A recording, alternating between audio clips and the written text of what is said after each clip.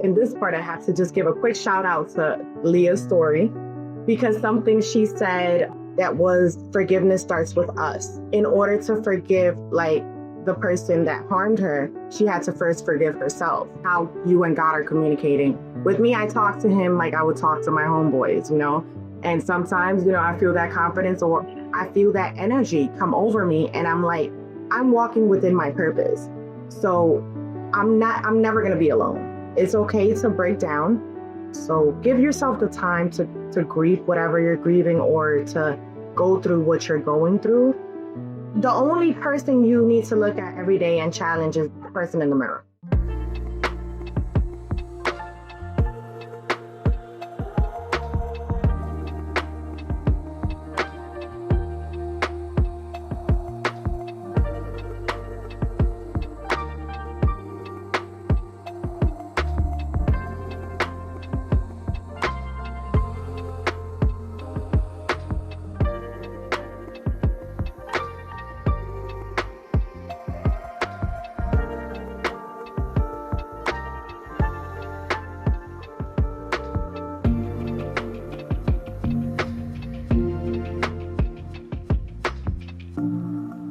Hi, and welcome to the Woman Witness podcast on the Woman Witness TV network. I'm your host, Leah Fortier.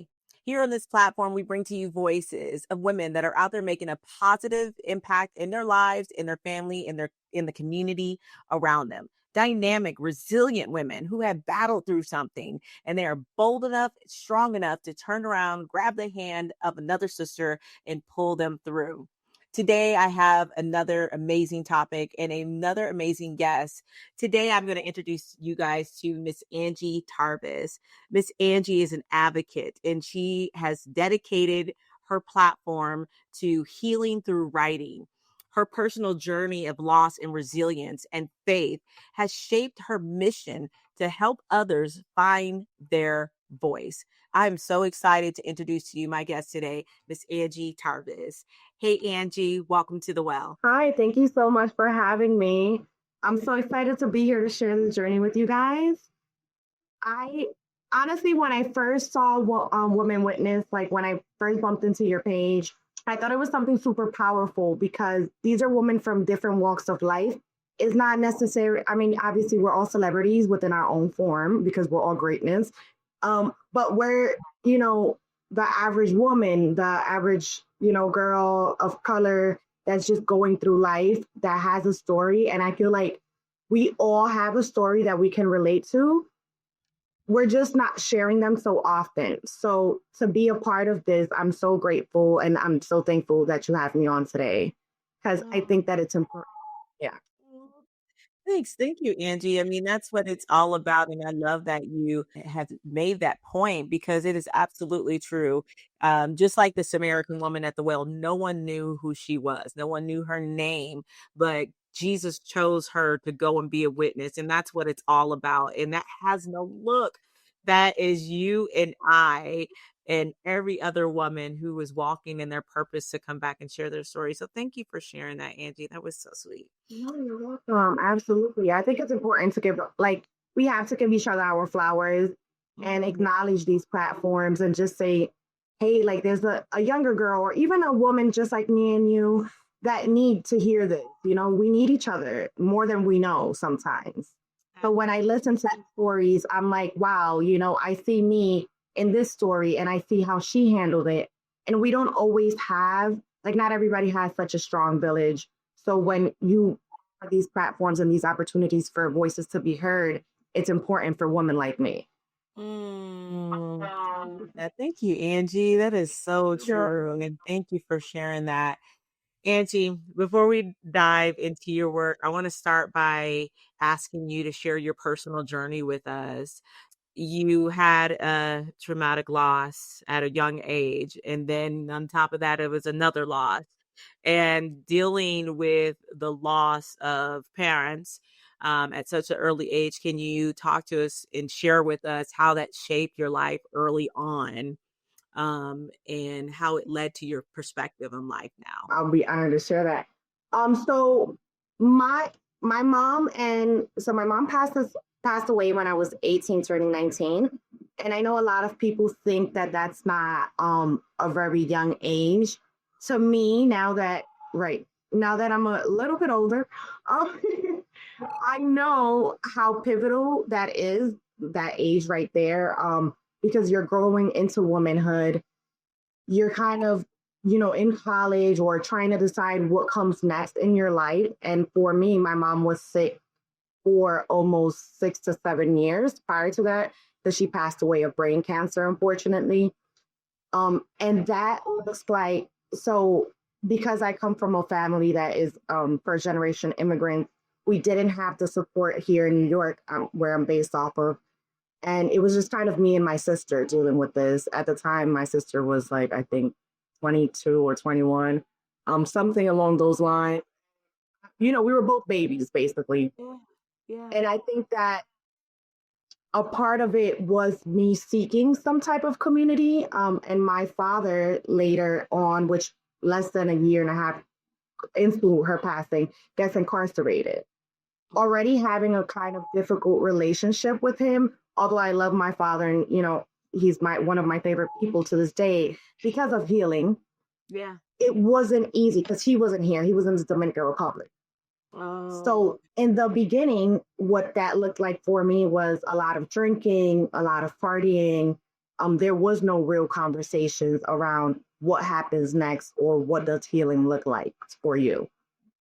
My mom was always very spiritual. She was, a Christian woman. Like, she believed in God, and, especially towards the end of her life, I feel like she got closer to him, as we know can happen often. So something something that I started thinking was, how can I change my life positively?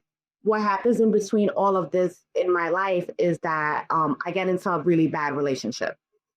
And in one of my articles, I kind of talk about it. It's called WTF is a red flag, right? Like, what is a red flag?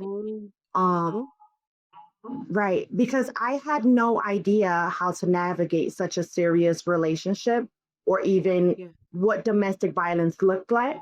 I get into this relationship and I had no guidance, no real guidance. I have my cousins and my sister, which were all kind of grieving the same losses because my mom was a pillar to our family. Yeah. So that was kind of what started happening in my life. I was in that relationship for 6 years. And it got violent until I decided right during COVID, actually, I had a loss of one of my really close cousins, and he was really young. So and I want to say like, spirit spoke to me or God spoke to me. I don't know exactly what happened that day, but it was right around my birthday where I decided, like, if I continue to live like this, like, it's either I'm going to end up passing away or I'm going to end up incarcerated because I was, and we're talking about maybe I was 25, 26. So still really young. Yeah, absolutely. And you know how that can be when you have friends or you're dealing with somebody that has more than you and you have kind of not a lot to work with. You're kind of thinking, like, if I leave the situation, how will I succeed, or is it too late because, like, my biological clock? Because I always did at that point want babies and want a husband. So I had that pressure of, if I leave now, I'm already 26 and I have to be in a relationship for 5 years. The timeline that nobody really gives you. The societal expectations that we put on ourselves. Correct. Correct. So around that time, I started to feel like I need a breath of fresh air, or like I need something different. And what I decided to do was, without any explanation, I've kind of told him, like, and he knew, I feel like, and I started to already get closer to my father. So I was having different conversations. I went to therapy, and through my therapy journey, I also started seeking God. So I started seeking, like, what is God and how can I not feel so lonely? Because I still go through those moments, which we could get deeper in a little bit. But through that, I end up leaving the situation. And when you're like when you leave your old life behind, right? Like when you start a new life and you're leaving your old life, that Yeah, is so painful. Even absolutely. if it's bad, It's another loss. it's a loss. Yes, thank you for that. Yeah. Yes. I never I that's true. You're Mhm. leaving that, whether it's within friendships and leaving all of that stuff behind and kind of entering to this new world, even that same year, walking into a space, which, shout out, it's called the Bronx Collab. And they focused on like helping entrepreneurs and just uplifting community and nonprofit work. I end up finding a sense of community, and a sense of love within, and it's a Black woman led space. And hadn't had somebody to kind of look up to in so long, a woman, like somebody to sit and talk to. So people with the same like-minded goals, moving in the same direction, and this was actually help uplifting you move towards your purpose. Correct. Yes, it was Mm. definitely helping me. And that same year, I ended up going on what now we all joke and say, I went on a church tour. So I was looking forward, because you go to one and because you feel a little guilty, you like, maybe I should keep coming back. But I was learning my boundaries. Mm. So I said, no, if I don't feel comfortable here, I will not be coming back here, because I want to find something that feels like home. And within those moments, I end up finding my pastor and, like just loving that feeling, and really doing my own work at home as well. And one of my most recent articles, well, blogs, it's called Full Transparency. And I kind of drop a little bit of gems in there, and scriptures for people because it's supposed to be urban and fun so that the youth can still want to read them and still have some dialect with them. But I also want them to know that there's nothing wrong with seeking the love of, of our Father, of Jesus Christ, of God. Like, so to me, that's important because in my darkest moments, that's what kept me going. Oh, I love that. Um, and I want to thank you for being vulnerable and sharing your story with us because that's what it's all about. It's as you just shared with us, experiencing loss, from losing your mother to the relationship with your father, and I'm glad that you were able to rekindle that because that is so important. And to losing your relationship, and being able to push through. Let me ask you, what support system did you have outside of that new group that you met? Did you have any other support system? Where did you pull your sister and your cousin along with you, or how did that look? So what's funny is my sister always was and is not was because she was my number one fan, right? So I've been writing for a very long time. And it started off as me wanting to be a singer. And a joke that me and her have is that she used to tell me I used to sing like Beyonce. It's not true. Like it's not true at all. No, it's not true. I can't sing and I can't rap. So I started writing.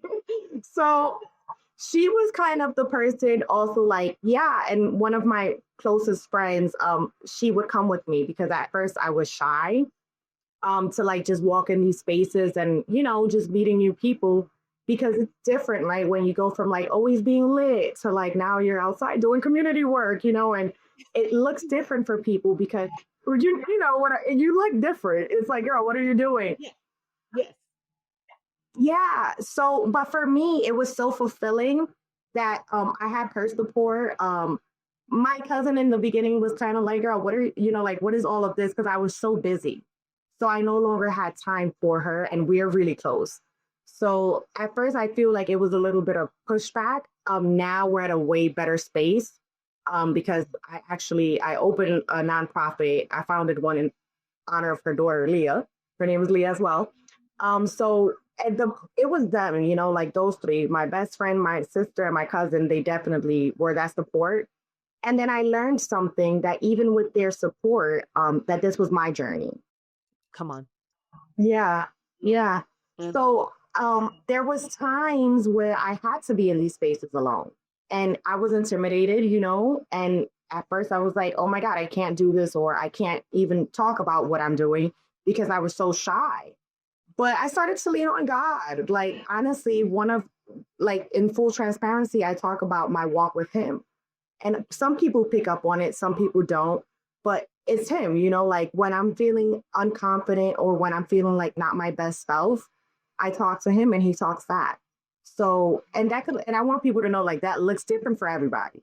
So for me, maybe I look for little signs or, and that's up to them to like determine how you and God are communicating. With me, I talk to him like I would talk to my homeboys, and sometimes, I feel that confidence or I feel that energy come over me and I'm like, I'm walking within my purpose.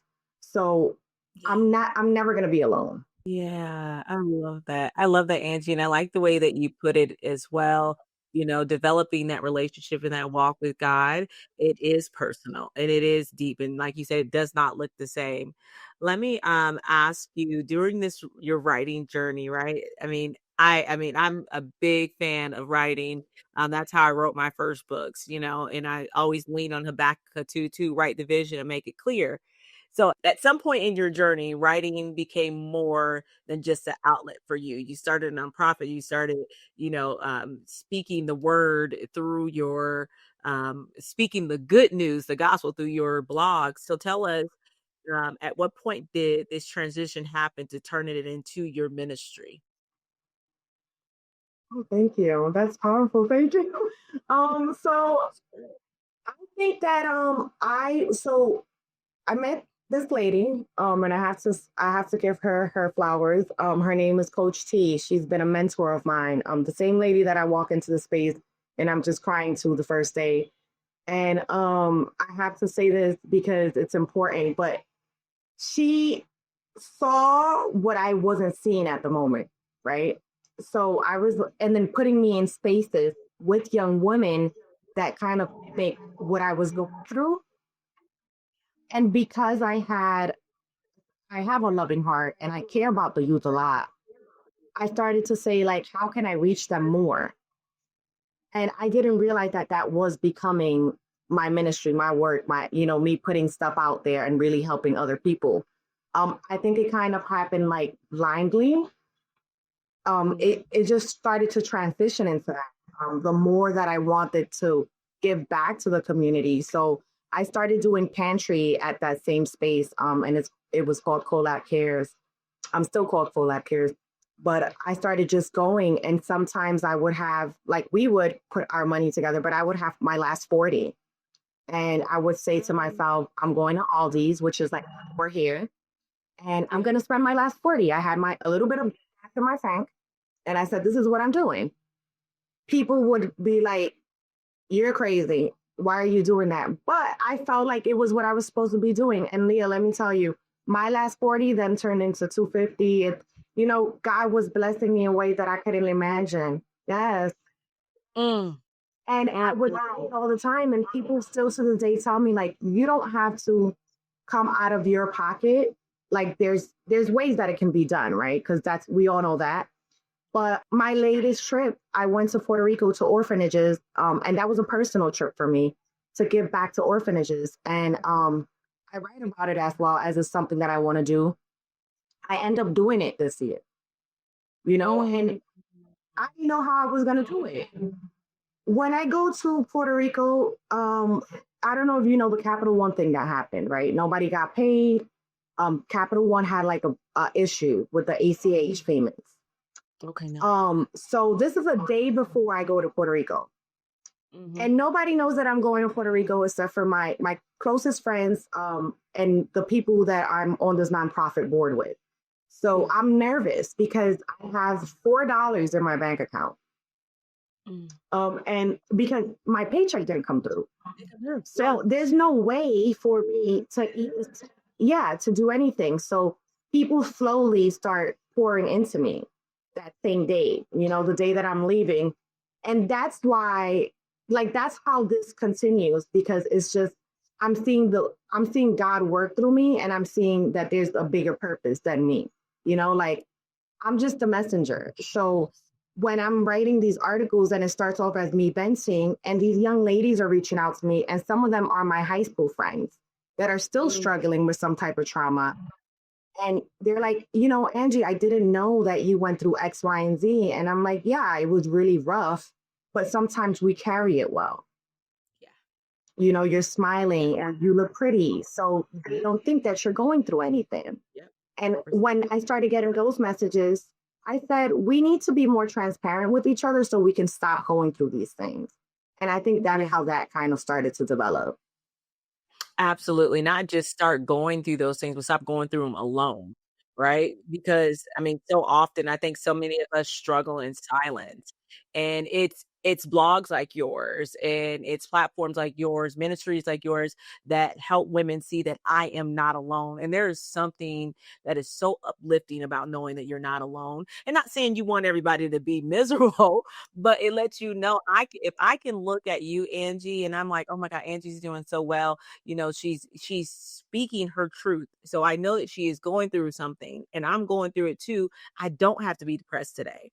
I don't have to, sit in silence and alone, anxious, because if Angie's getting out there and doing it, and this is how she's doing it, maybe I'm going to try that.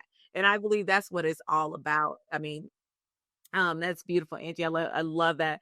Let me ask you, how did writing help your process of grief and trauma and identity or struggles with identity? That's good. That's really good. So grief, grief is still like, I think it's something that happens every day. So I struggle with grief every day. Um, there's milestones that I'm always like, even this, right? Like what's happening in my life right now. I was always the rebel child. So I was the child that was most like my mom. Yeah. And here we are. Yeah, so I sorry about that. So I felt like yeah. So I felt kind of like, wow, I wish my mom was here to see this. And then I thought to myself, oh, she is here, like in spirit, but grief, I have to write. I don't even through like things that happen within like my life that are kind of super personal. There's a joke and they're like, oh, she's gonna write about this and it's gonna turn into a learning lesson because there's a lesson in everything. So when I'm those no, my friends sometimes they hate it, but I know deep down they love it. But I think that if I wasn't writing, um, I don't know like what that would have looked like for me, honestly. The trauma too. I had, like my English is not that it's not the best, but English is we're a first generation immigrant family. Then the Spanish is not that great, so it's just writing was always my thing. So even within trauma, you know how there's this new term trauma dumping. I never knew how to do that. So while I was at my depressive state, right, or I was the most depressed, probably, a lot of people didn't know because I was in my apartment by myself, and when I would go out and I would go party, you're not going partying looking like what you just went through for 17 hours by yourself in your apartment. So if it wasn't for writing, I don't know where I would have been. And it's also on Twitter before it became X. There was these little groups, and none of my friends really had Twitter, so I felt like it was safe. Which is now I know that it wasn't the right mindset because people want to be there for you. You just kind of had to communicate that. They don't know what to be there for if you're not telling them. So on Twitter, I would like vent, and they have these poetry groups and blog groups, and I started joining them and talking. Yeah. So, and then I was This healing. Bronx Girl Writes. It's so healing. It's so healing. And I encourage people, like, even if you like, don't make it a task because I think sometimes we make things into tasks. So then we don't want to do it, like, oh, I have to write. No, you should write, I want to write. So you take a pen and paper instead of using your phone because what happens is we get so attached to these devices that we forget that this is also therapeutic. So I still write. I write before I post on my blog. I know I have to post on my blog because everybody's not going to get a letter, but it's therapeutic for me. It's emotion alone, like being and talking. And I think that I wouldn't know where I would be without it, right? For sure. I love that, Angie. And I think if I can just say something about your writing, I know that from writing my 17 books that when God is able to speak through you and he knows that he can get something out of you to help someone else, he will use you mightily in that area. So I can definitely see that through This Bronx Girl Writes, right? Is that what it's called? The ministry? This This Bronx Girl Writes? Yeah, yeah. Okay, This Bronx Girl Writes. Yep. can you tell me a little bit about this through your mission and ministry, This Bronx Girl Writes? Can you talk to us about the bigger picture in which you hope to see the ministry grow? What else do you want to see this ministry doing? You talked about food pantry. You talked about writing your blogs. Where else do you see your ministry? So I see my ministry in schools, right? I see them in houses that host foster kids, right? So they're like orphanages here, but they're not called that here anymore. I know they're called that, like I said, in Puerto Rico, because I was blessed enough to be able to go there and talk to the youth. And they were really little, but I got connected to older ones as well. So that's something I'm looking forward to doing. I want it to be, and I've seen it. So I've seen it through the comments that I get and through the messages that I get. A lot of young girls are going through similar things, and they're not feeling heard, and even young men, because I have one that's called Breaking Down Friendships, and it's about men and their dynamics and how Black men and men of color, they're not being heard. And there's a lot happening around that. So I want to make sure that although it's This Bronx Girl Writes, that they know that it's for the youth, it's for us. It's a safe space. So it's about giving back, showing our kids that, let's say you're going through something rough at home, there's a way that you can be creative and that this can be your outlet. This can be your safety, so that there's less, whether it's less bullying, less, suicides, less homicides. Because if you have a way to express yourself and you have a safety that's yours, something that's mine, that even if you want to take from me, you can't. Like I want kids and I want our kids to know that that's possible. So I see This Bronx Girl Writes being what they want it to be. So whether that looks like a workshop or that looks like us giving back through Leah's Toy Chest, through the Bronx Collab, I want it to be that. I want it to be unity, community, woman witness, being on this platform, just being able to reach a different type of person, and different women all over the place, and coming together and saying, hey, Ange, I want to share my story. Maybe I don't want to be, on camera, but this is what I went through. And how can I do that? And helping them start their own blog. So that's something I'm interested in, because there's room for all of us, and we all should be sharing our stories. Yeah. Oh, that is so good, Angie. I love everything that you said about that. It's giving back to the youth something that you probably wish you had at that age. Because I know I do. I wish I had somebody like you Yes. to help me not bump my head. Yes. Thank you. No, yes. Yes, I do. A lot of the times, we moved a lot. My parents, they came from a lifestyle that required us to move a lot. So at the time, they weren't working traditional jobs, and that's just what came with that lifestyle. I know that they did the best with what they had. And I honor that. And I have to, in this part, I have to just give a quick shout out to Leah's story, because something she said, she was on your platform, that was forgiveness starts with us. She said, like, in order to forgive, like, the person that harmed her, she had to first forgive herself.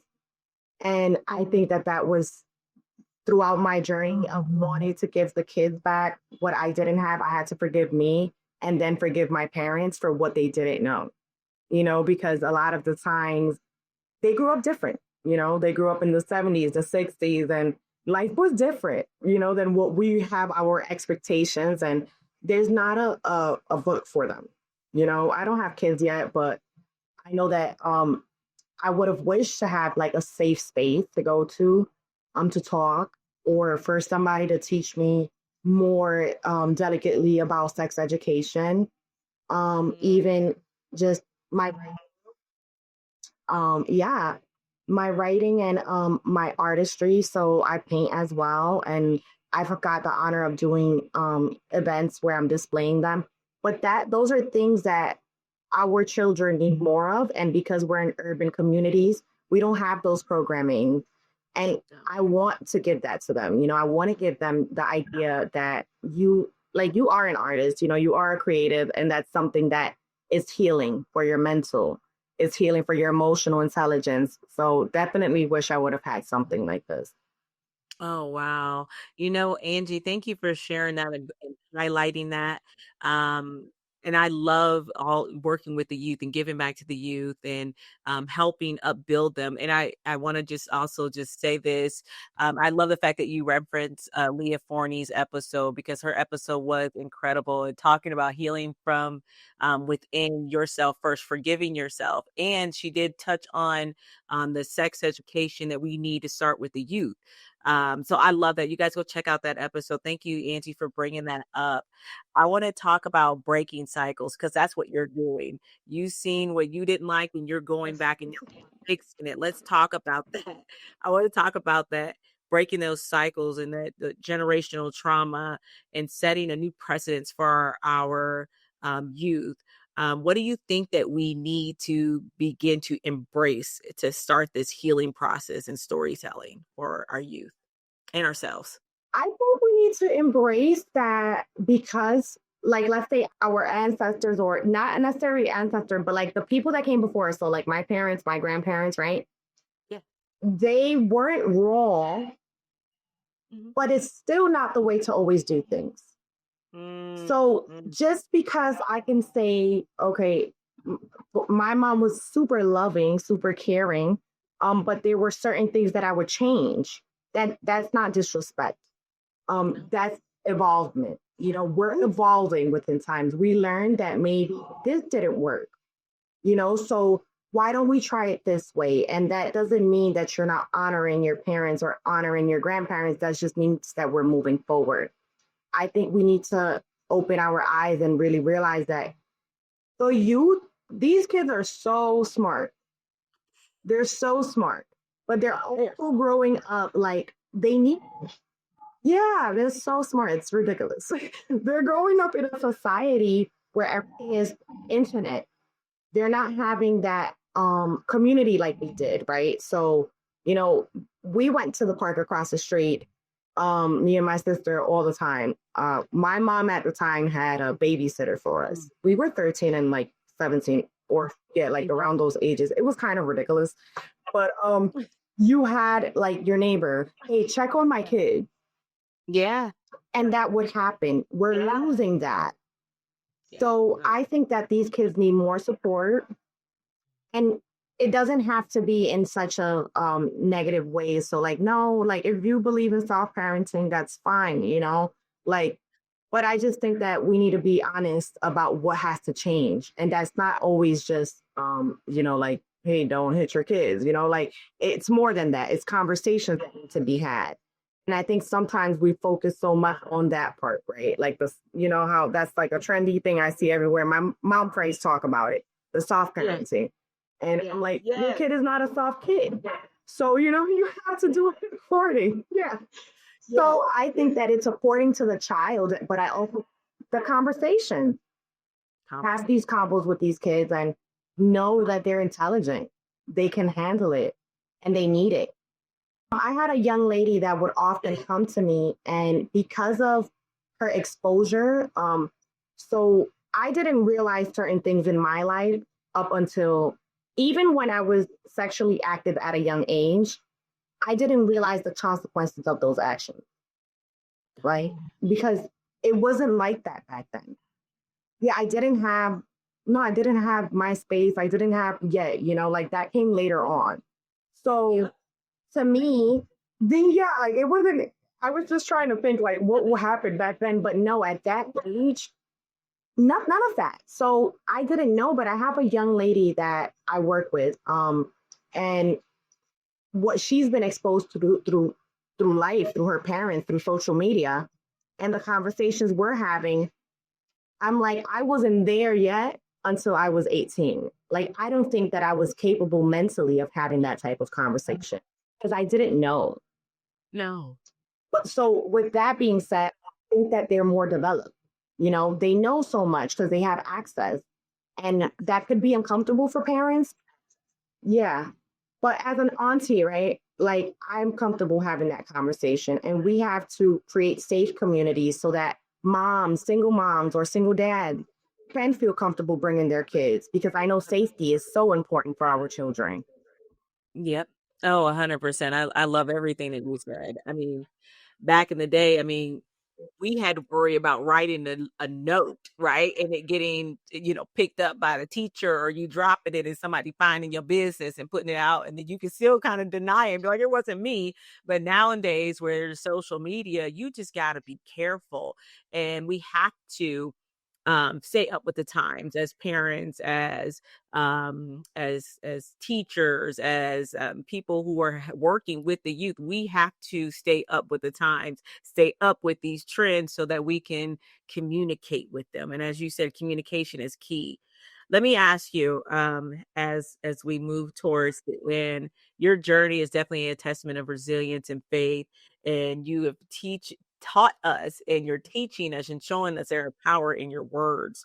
For those listening that are in a deep place or a deep space of maybe loss, anxiety, or depression, or searching for their purpose, what words of encouragement would you give to them?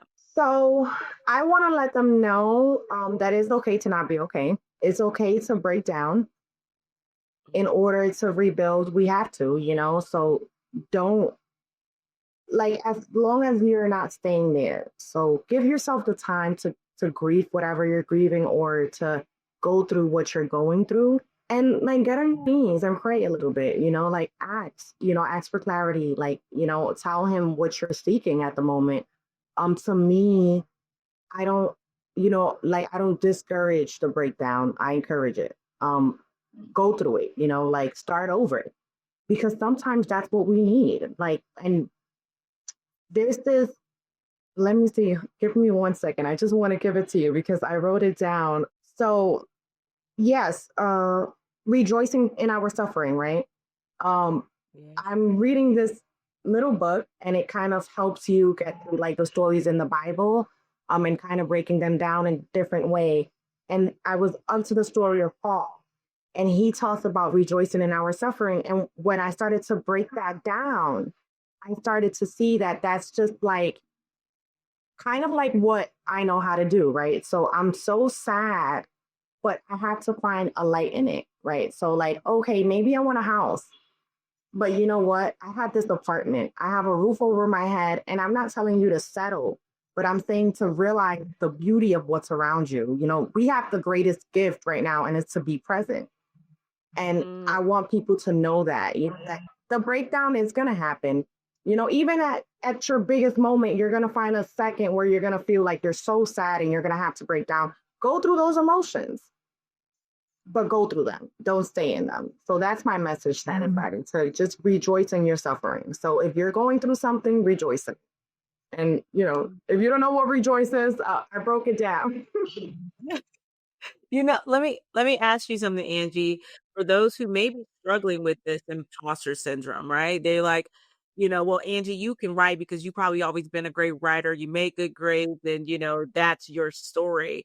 But for some women who may struggle with, saying, I have nothing that I feel like I can offer to someone, or I don't have the credentials or the ability to write.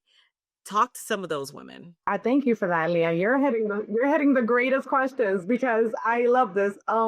So I have an article, well, a blog. It's called Good English, and I want everybody to tune into that when you think of that. So the reason why it's called Good English is because Good English is incorrect. It's proper English. You don't speak good English; you speak proper English.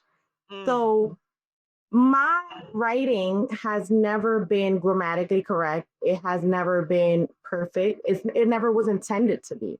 It was intended the way I started, and I intentionally keep it that way because I want to make sure that we're all relating to it.